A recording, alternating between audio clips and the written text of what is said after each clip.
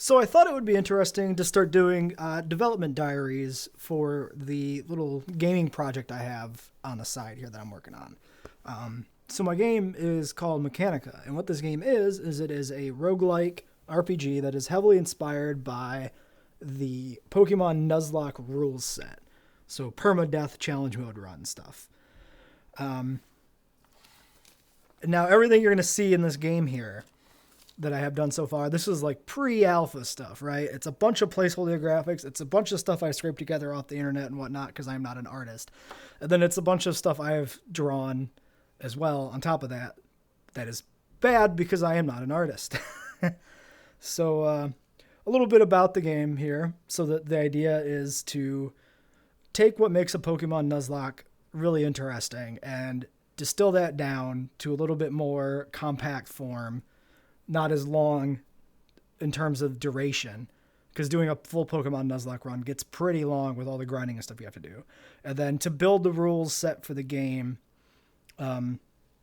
around that, as opposed to the rule set being tacked on afterwards, right? So there's certain aspects of Pokemon that I think are flawed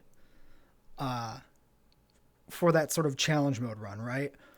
And you if you look around on YouTube at some of the more challenging Nuzlocke rule sets, you'll find people that have further rules on top of the traditional Nuzlocke rule set to patch some of these weaknesses. In my mind, so one of the big problems is item spam, right? You get into a battle in Pokemon, you don't want your guy to die, you drop a potion on him, he heals up, and then he takes a hit, and he goes back down to where he was. You get in this infinite loop of just healing up and going down, healing up and going down. Just trying to stall out PP. And that brings me to my second flaw that I see, which is the PP system, PowerPoints, right? You can use 15 flamethrowers and then you got to restore them. I don't think that's mechanically very interesting because it results in you just spamming flamethrower until you run out and then you don't do it anymore. And it leads to that item loop thing where you end up healing up a guy until they run out of PP on their attack. And it's not very engaging in that moment. So the way I see these in my design for this game, right, is one, we make items way more important, right? Two, we make it so items can't be spammed by giving a cooldown to item usage. And the importance of items is further exacerbated by making money much more important. In a Pokemon game, you get flooded with money. You go to a store after a route and you buy 70 super potions and you don't even blink. We don't want that, right? We want you to come out of a route with enough money to buy 2 or 3 potions or an item, a status effect removal thing or something like that, right? So you get to a shop and you really have to think about how you want to spend that money. On the topic of PP, we changed that to a cooldown system, right? So instead of you spamming moves, you gotta manage your cooldowns. Like, I want to do this move now, and then I'll have it available again in a few turns. I'm going to get into that more in this video. I'm going to show off my combat system with the brand new user interface I've scraped together. It is still a work in progress, but it is much more refined than this very crude title screen you see here. It is still a hodgepodge of assets some of which I don't have the right to use, but it's, pre-alpha placeholder stuff, right? It's not for consumption by the masses. It's just for me to build my game engine. Some other aspects of the game design that I think will be interesting is to make the player character themselves much more of a part of the game. In a Pokemon game, in terms of what happens, it's almost entirely about your Pokemon. You as the trainer character have no real identity. And so I want to make the player character more of an actual aspect of both battle and of gameplay. So as it ends to that, a means to that ends, that's a better way of phrasing that. The player character will have some more traditional RPG style attributes, which will factor into skill checks in different aspects of the adventure. Like you will have for example, a scavenging attribute, and your scavenging will determine your item rolls for random drops. So if you specialize your character into being a better scavenger, you'll find better items in your adventure, so on and so forth. There's currently so the attributes aren't necessarily the way you'd see them in D&D or Final Fantasy games or something like that, because they're not evenly balanced.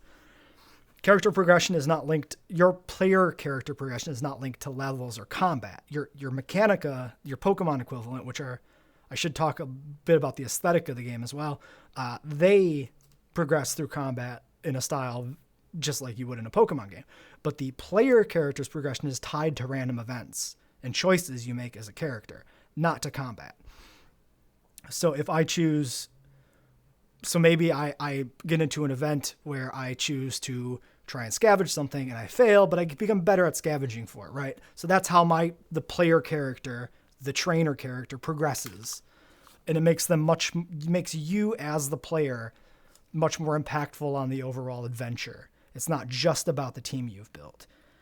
On the topic of the aesthetic of the game, Mekanika here is not going to feature a bunch of pocket monsters. It's going to be robots.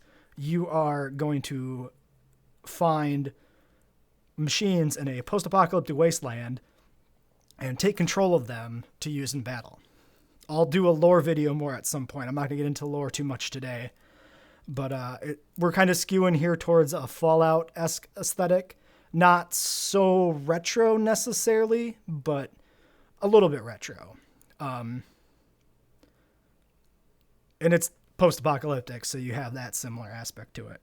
Although it's not a nuclear apocalyptic scenario. So you don't have radiation, you don't have everything being just a flat brown palette, despite what you might see in the upcoming combat demo in this video. It is not intended to be just a flat brown palette. Oh, and one more aspect I want to get into. Another problem with Pokemon Nuzlocke is grinding, right? So if you want to do good on your Nuzlocke and you don't self-impose rules, you can just level your guys up beyond the next battle to get a safety margin, and you just breeze through things, right? On the other hand, if your team members die and you are behind, you end up in some situations sometimes where you just have to grind. You have to spend 2, 3, 4 hours in a field fighting wild Pokemon to catch up on levels. And neither of those aspects are what I want in terms of the design here, both for fun and for challenge reasons. So encounters are limited. You get one encounter in each area, right? Just like you do in a Nuzlocke, you get your first Pokemon encounter is the only one you can catch, except it is just one encounter. So you can't grind. You can't go back to an area, run around in the grass and do encounter after encounter after encounter. Every battle in the game is a unique event that is either set or randomly generated, and it cannot be repeated. So there is no opportunity for grinding. The only path forward is, the only path is to go forward. You can't backtrack and sit in the grass. So that's the idea. Let's look at the combat system. So rather than having right now, this is not necessarily how the final product will be, but right now you get to pick which Mekanika, which robot you want to send into battle out of your team, rather than having to just always automatically send out the lead. So a little bit about the combat system. I want the player to matter more, so we've got player actions separated down here. Your player actions do not use up your Mekanika's actions, right? So this is our Mekanika here, Myrmec. It is version 0.9, which is its level equivalent. Rather than leveling 1 to 100, you level up in versions from 0.1 to 4.0. Tentatively, that's the level cap. And we're fighting this coil over here at version 0.1. HP works just like you would in Pokemon. Our HP here on our guy is high because this is just a test battle. It's not proper game content. And charge. So charge here is built up by using your smaller moves and unlocks your ultimate move for use at a later turn in battle. Player actions, you can capture. This is coded as a wild battle, so you can use the capture button to attempt to capture the enemy Mekanika. There's no Pokeball system. It's just a character attribute that determines your success rate, basically based on what computer your character currently has equipped, which is the interface here is your little battle computer thing that you control your robots through. You can fire a gun. So unlike Pokemon, where you stand there like a gormless fuck while your little cute monsters beat each other to a bloody pulp, you can get involved and pull out a gun and shoot the enemy.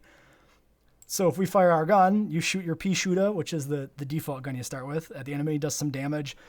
You're fighting a robot with a crude basic firearm. It's not terribly effective, but the little bit of extra damage that you get for free can be the thing that decides victory in battle.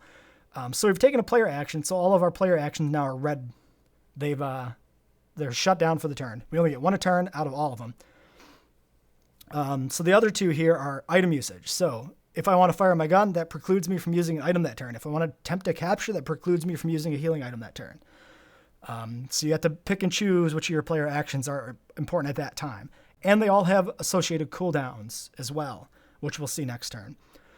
And the last one is switching. So rather than a Pokemon style where switching takes your whole turn, here it's a player action. You choose to switch to a new Mekanika, and you can still take an action with that one that comes in. The downside to switching is you lose your charge. So if you want to build up for the ultimates, you need to keep your guys in battle. And that's that risk-reward play a little bit coming in there for whether or not your guys die. Because it is a perma-death game, just like a Nuzlocke. So your Mekanika gets to 0 HP. It is gone. It is dead. It's out of your team forever. So the move set here, right? We've got 8 moves. This is tentatively looking at 8. It may be 7. It may be 6. I haven't decided. We have 2 rows.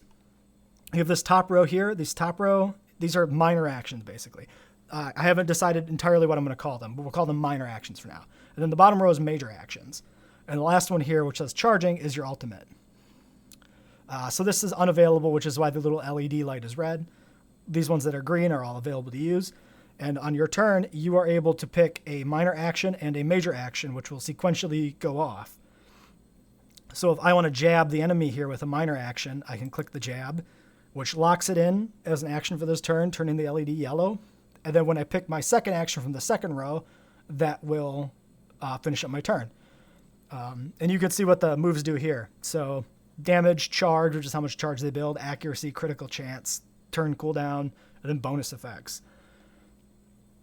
Some of this is tentative. My current plan is actually to remove accuracy from most moves. I want to change where the RNG comes into play in combat. So don't expect everything to be an accuracy check anymore. I just haven't made that change yet. So these moves here, so there's a latency system, right? Every move has latency connected to it. And latency is basically like an initiative check in D&D or something. It determines the order moves resolve it. It's like speed in Pokemon, except instead of it being a stat for your Mekanika or your Pokemon, it is connected to the move itself. So the minor moves all have low priority, and your major moves all have high priority. And so the lowest latency / priority, latency is the end-game term, the lowest latency move will fire first, and then the next lowest, and then the next lowest, and the next lowest between you and the enemy. There will be an interrupt system where some moves will have an additional effect if they go off before the opponent's equivalent move. So if your major action has an interrupt effect and it goes off before their major, you will get some added benefit, which is why you will want to pick your minor actions to have low latency connected to them to help ensure that your major action will go off before the opponent's. You can't see the latency on these tooltips right now. I haven't added it yet. But Feint is a move with negative latency, so it actually just speeds up your next move, which is why it doesn't look like it does anything here in the tooltip. Auto Repair is a self-heal, which is also not coded. And Center is just building charge, and then Jab is an attack. So here we can see some other effects. Soft in here causes Brittle, which reduces damage for the opponent for multiple turns. We have Acid, which is basically an armor-piercing attack. So if I click Soften, it locks it in, the attack's resolve. The UI glitches a little bit. This is on the list of things to fix. We can see, the text didn't process there completely at the end, but we did get attacked because you can see our HP has dropped down here. And then these moves are both on cooldown. They have cooldown 1 apiece, so they're both unavailable this turn. We can pick our next moves. And we see the order attacks are processed based upon latency. I need more feedback in this. And unfortunately, there's a text glitch where the final move sometimes doesn't show the text on screen. I'm working on it. It's a work in progress. It's pre-alpha, right? You can see our charges building up. We're getting up towards our ultimate, which will reduce the opponent's evasion on a critical hit and cause brittle damage reduction for 2 turns. We can attempt to capture. We can use items, which brings up this broken interface in terms of visuals, but I assure you the healing items actually do work. That's very much work in progress, but yeah. So that's kind of the idea for the combat system. You've got these pairs of moves that you can combine in unique combinations. So rather than just having 4 simple moves that you switch between, based upon PP availability or just based upon cooldown, you get to kind of mix and match, which should serve to add an interesting depth to the combat system. We could see here that the gun is still on cooldown for 1 more turn. Item usage is on cooldown for 2 turns. So every 3 turns you can use an item on your guys. So you need to manage your health much more than you do in a Pokemon game. Because you have to be aware that if I do use an item here, I'm not going to be able to use one for a few more turns. And we can see here that the enemy has a brittle debuff on them now, reducing their damage. So yeah, so that's kind of the gist of what I'm looking at here for the combat system for this game. And like I said, very much a work in progress in terms of visual aesthetics. Obviously, there's no sound. I haven't even remotely looked into adding sound to the game yet, of course. And this is, pre-alpha, like I said. This is very, very early stages. But I mentioned this during my Pokemon Nuzlocke playthrough, so I thought it prudent to get the first dev diary out during the run of that Nuzlocke on the channel. I thought it would be interesting to see. Let's get our ultimate off here. And you can click these in any order. I should show that. I really need to figure out this bug with the text where the last text pop-up doesn't happen. It doesn't happen every time. It's only a sometimes bug. But yeah, you can click a move on and click it off. And it's not until you've selected 2 moves for the turn that it actually processes the turn. So we can go faint into stagnation. And you can see the sequence of events. I need feedback to actually tell you the latency checks in-game. I don't currently have that. You can see we've made the enemy brittle. This one for minus 50% damage instead of the other brittle, which is only minus 10. So we're going to win this battle. Fire our gun again. But, yeah. Thank you for watching my first dev diary. I don't know when I'm going to do another one. I'm going to kind of do these whenever there's some new feature to show off. I do have much more of the game done. This was the thing I've been working on recently, so I want to do a video on this specifically, the combat system, the changes I made to that. I do have other aspects of the game I could show off, but I probably won't do videos for them until I've actually made some sort of significant update to them. Probably. I could also do a playthrough of the pre-alpha tutorial level. I'll think about what I'm going to do. We'll see how much traction this video gets. Well, thanks for watching. Until my next dev diary, I guess.